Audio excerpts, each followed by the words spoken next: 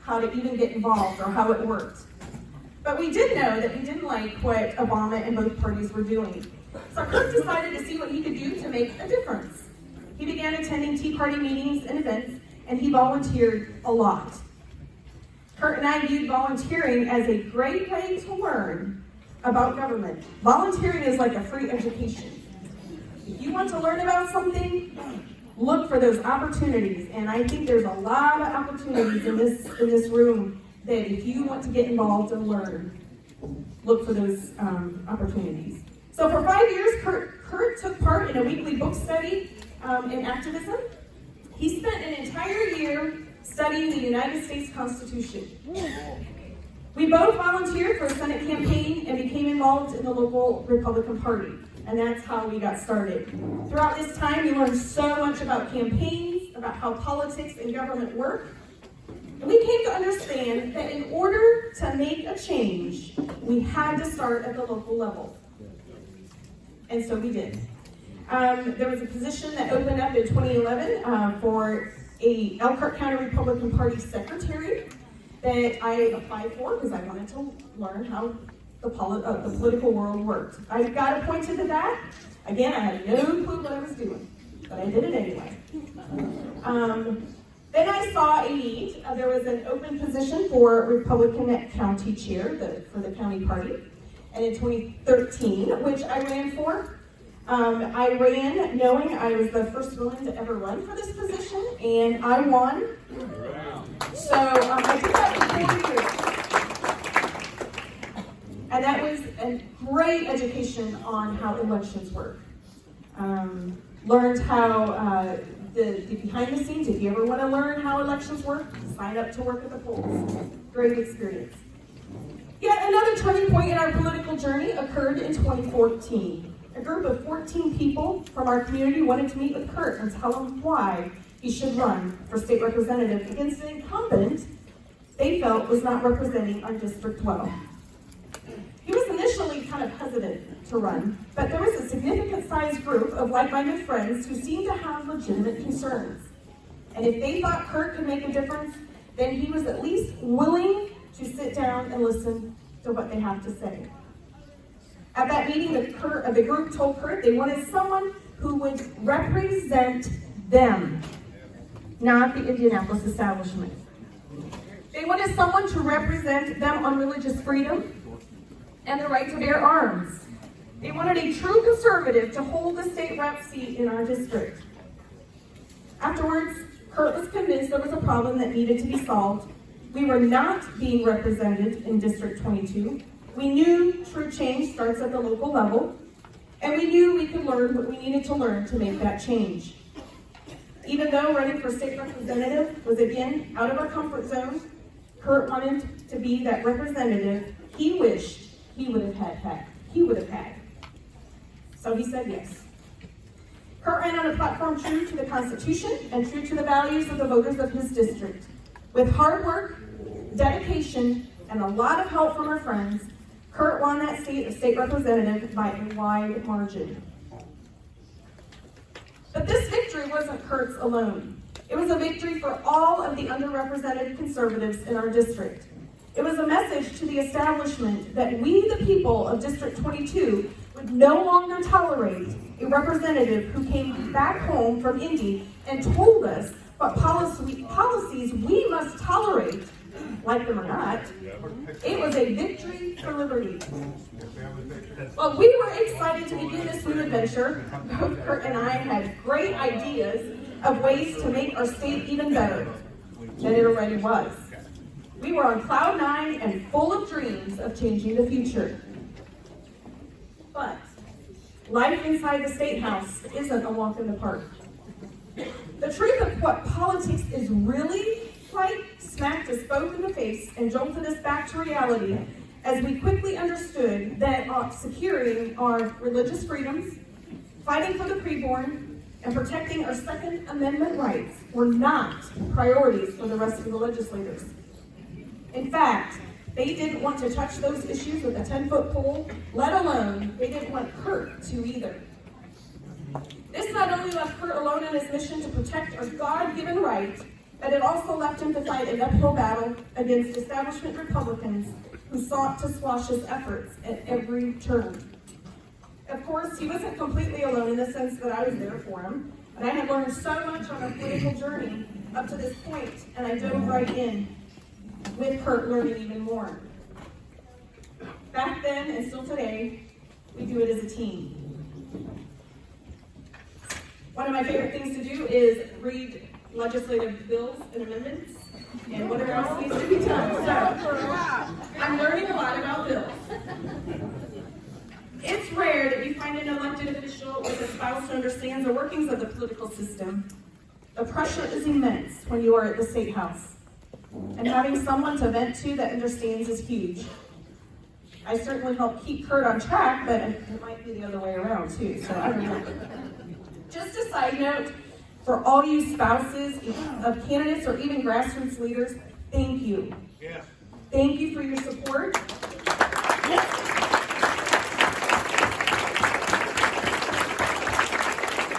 You don't need to understand politics or even have to have an interest in politics.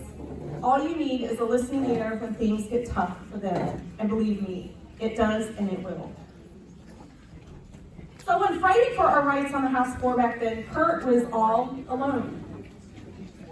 You see, in Indiana, 2 legislators are needed to make motions on the House floor. One to make the motion and another to second that motion. And clearly Curt would have fought the battle for liberty on his own until help arrived. It's good we didn't know how long it was going to be until help arrived. 7 years, 6 years. 7 years. So my husband fought for 6 years, often as the lone man standing in that house fighting for our freedoms. He would push back against the Republican super majority, often knowing he would lose. But Curt pressed on, knowing these battles were the basis for wins in years to come. And I think we are starting to see the fruit of that.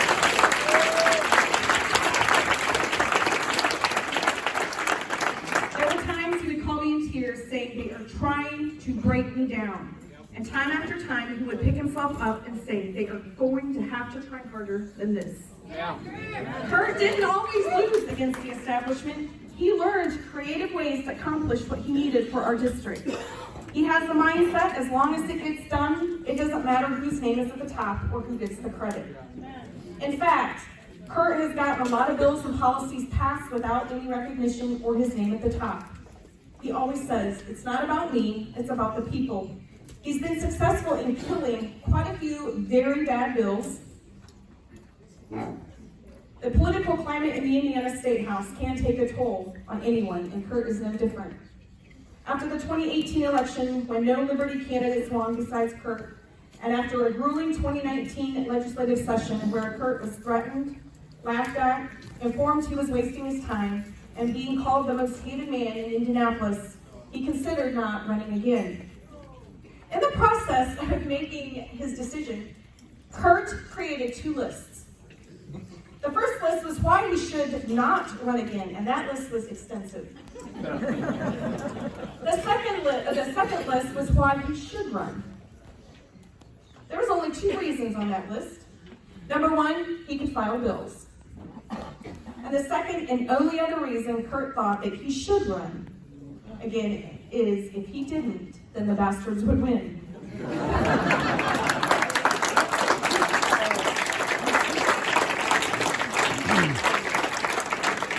Fighting alone for years in a hostile environment isn't anywhere near our comfort zone. But how long could we remain comfortable if no one in the House of Representatives would stand up for liberty? If Curt quit, who would be left to stand for the people? So he ran in 2020 on the hope that help would arrive, and it sure did, with the election of Representative John Jacobs.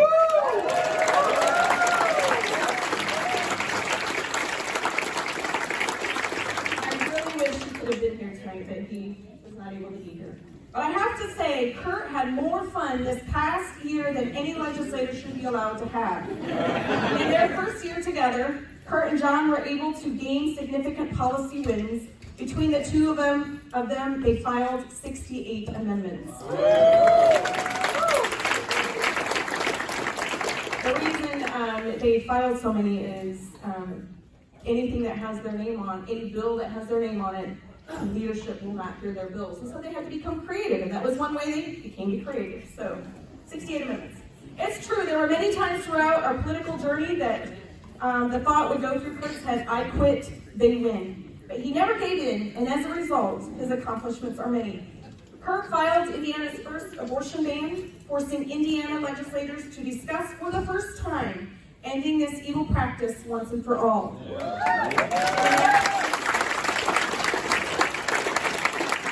actually started this discussion nationwide.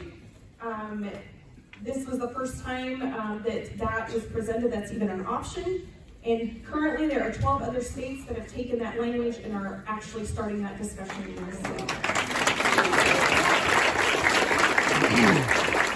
He has filed and co-authored constitutional hearing legislation, which passed out of the House this year, which is awesome, without his name on the top, but that's okay, it got done.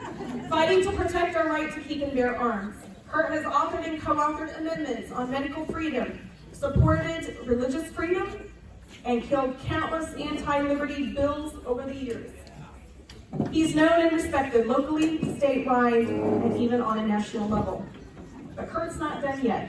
Just wait and see what's coming up in this 2022 legislative session, and hopefully we'll have more help in 2023. Yeah.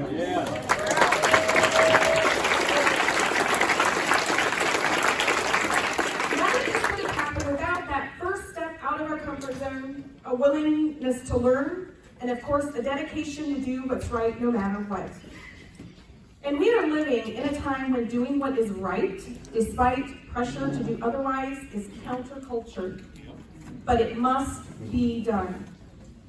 As Nate Garza wrote, if we continue to be passive and silent, we may live in America where the 4th of July isn't a celebration of our freedom, but a memorial of how America used to be.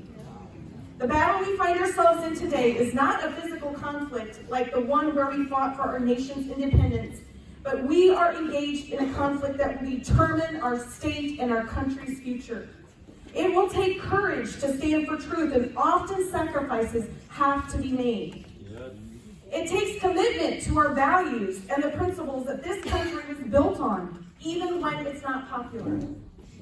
It takes conviction to do the right thing, even when evil is being called good and good is being called evil.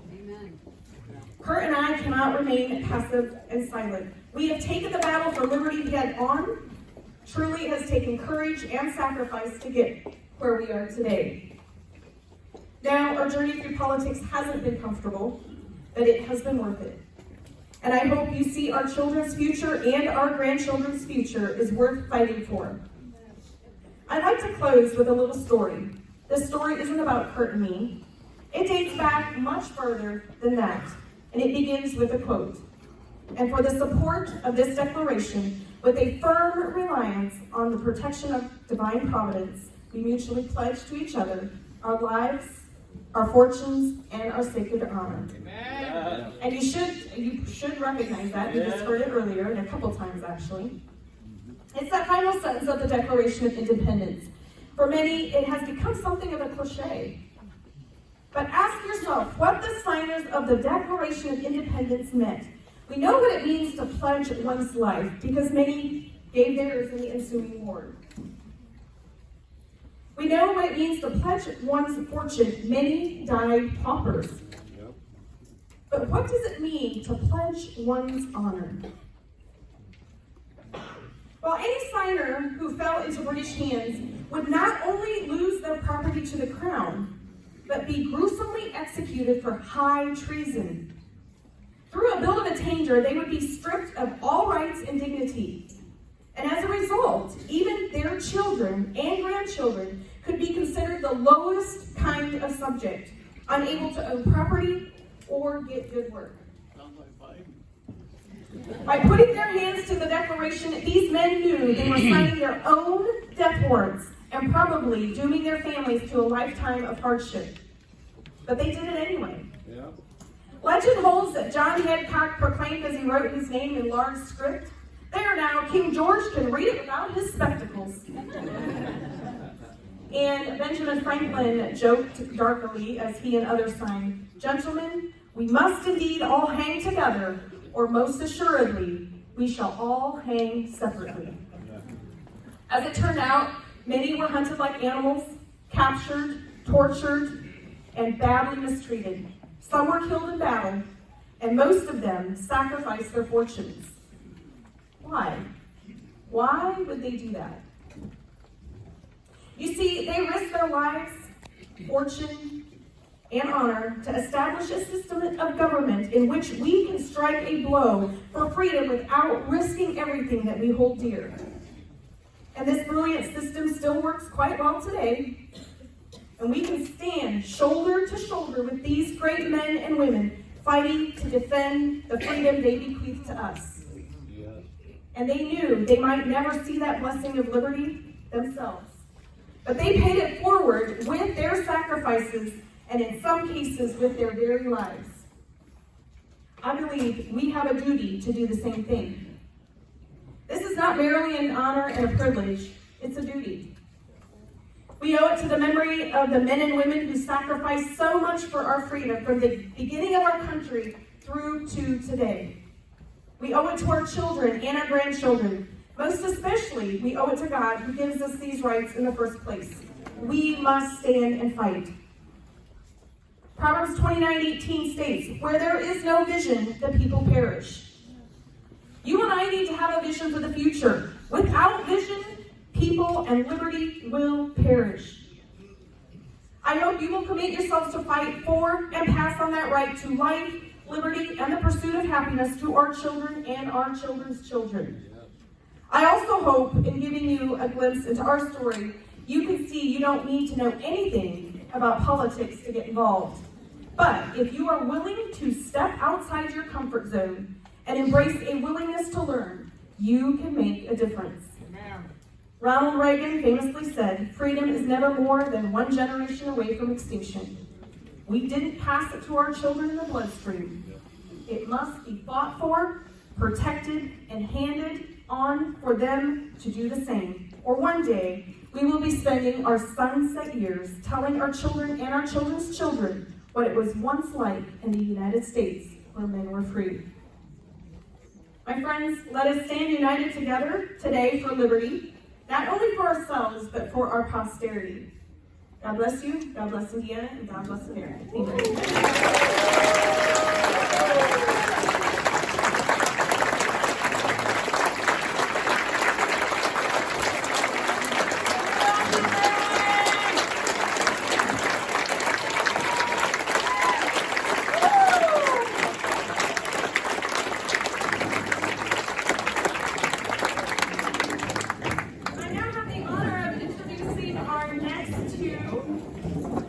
So, Curt and Amy, Representative Nisly, come on up. He's Curt to me, but these two people have motivation or encouraged most of you today in here. Most of you have been encouraged or recruited or pulled in to help at the grassroots level. Representative Curt and Amy. Amy is the Executive Director for Hoosiers for Life and President of Liberty Defense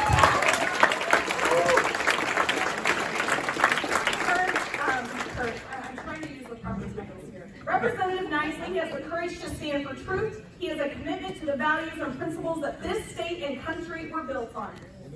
Amen. Amy, she came alongside Representative Nisly as a grassroots leader to fight for the life of the unborn back when we first ran, and hence, Hoosiers for Life was born.